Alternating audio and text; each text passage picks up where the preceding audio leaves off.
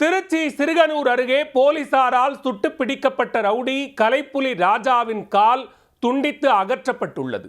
கொலை வழக்கில் கைதான ரவுடியின் கால் அகற்றப்பட்ட சம்பவத்தின் பின்னணி என்ன?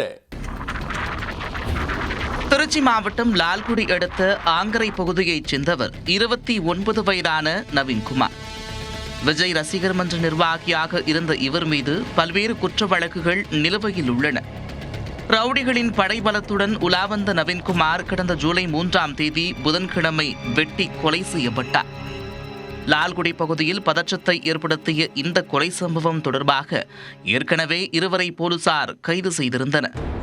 அவர்களிடம் மேற்கொண்ட விசாரணையின் அடிப்படையில் முக்கிய குற்றவாளியான ரவுடி கலைப்புலி ராஜாவை தனிப்படை போலீசார் தேடி வந்தனர். ஆதிக்குடி பகுதியைச் சேர்ந்த 27 வயதான இவர் சரித்திர பதிவேடு குற்றவாளி என்பதுடன் இவர் மீது பல்வேறு வழக்குகளும் நிலுவையில் உள்ளன.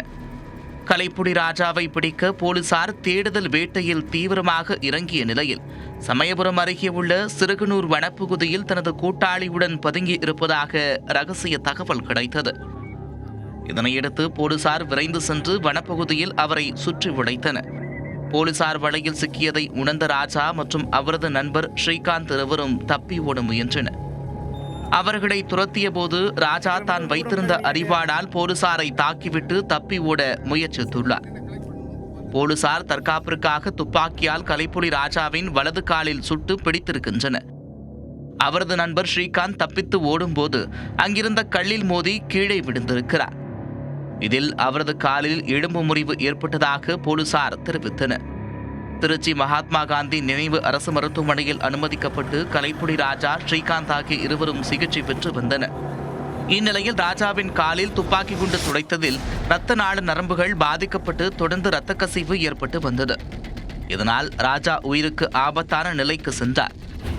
அவரது கால் அழுகிவிடும் நிலைக்கு சென்றதால் காலை அகற்ற மருத்துவர்கள் முடிவு செய்தனர்.